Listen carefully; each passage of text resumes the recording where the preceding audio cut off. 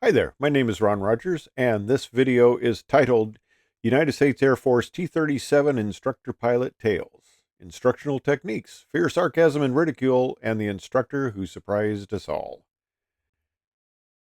Now, you're probably all familiar with the Marine Corps instructor who uses fear, intimidation, sarcasm, and all that stuff. Well, when it comes to pilot training, no, you don't do that.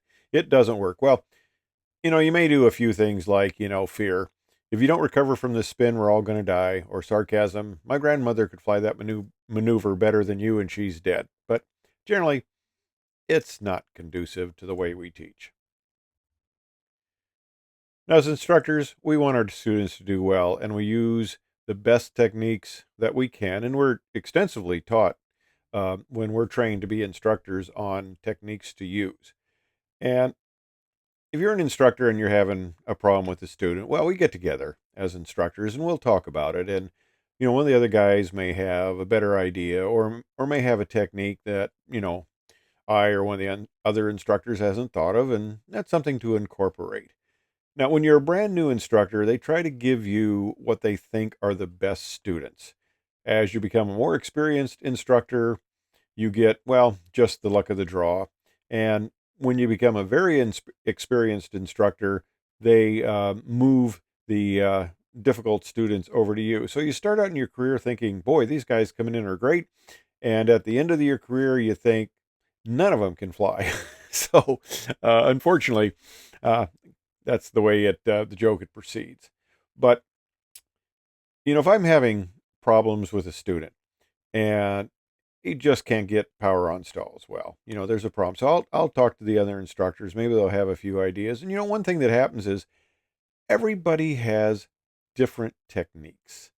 And maybe somebody can approach it differently, or just having a different instructor can help. So if I'm having a problem with a student and I'm just not getting through to him, what I'll do, or what I used to do, and of course I've been an instructor for about 45 years, but what I did in the Air Force was uh, I would talk to the scheduler, the flight commander, other instructors, and say, hey, who thinks they might have a good way to deal with this issue? And we'll have them fly with that other instructor. And sometimes it works, sometimes it doesn't, but at least we give it a good try. And like I said, we don't use the fear, sarcasm, and ridicule. And you may have heard the term screamer instructor. And well, interesting things can develop. We had this one instructor. He was a fair-haired boy, looked like a Thunderbird. He had white teeth before they used to whiten teeth. And, never had a zit in his life sort of thing, academy grad. And he was, very highly thought of by the other instructors. And the more senior commanders thought of highly of him also. And for some reason, he liked to deal with foreign students. We had a variety of foreign students back in the mid 70s. We had Saudis, we had Iranians, we had Nigerians. And for some reason, he wanted to fly with these students. Okay, no big deal. He was kind of a fair haired boy, and they let him do what he wanted. And one day, he had made a radio call to the supervisor of flying. And that office, main operations, is right next to the wing commander's office, or the squadron commander's office. And uh, he ended up having a stuck mic.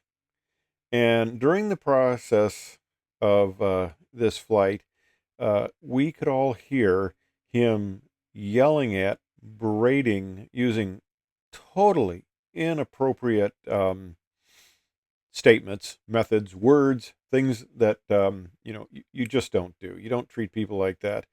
And I think part of the issue was because these guys were foreign students, they tended not to complain. They weren't, you know, that confident of their ability and standing, and they didn't want to make waves, so they just kind of took this. Well, this was quite an eye opener, and at one point he came back. He finally realized he had a stuck mic. He suspected radio failure initially, and that's sometimes what you do when you have a stuck mic because you can't hear anybody. But he finally got that cleared out. He comes back and lands, and he's walking in with his student, and the squadron commander is standing in the doorway of the flight line waiting for him. That is never a good thing. So It was kind of interesting. A guy who we had thought quite highly of ended up being somebody who was chastised severely by the squadron commander. And that's my instructor pilot tales of the Air Force. Thanks for watching.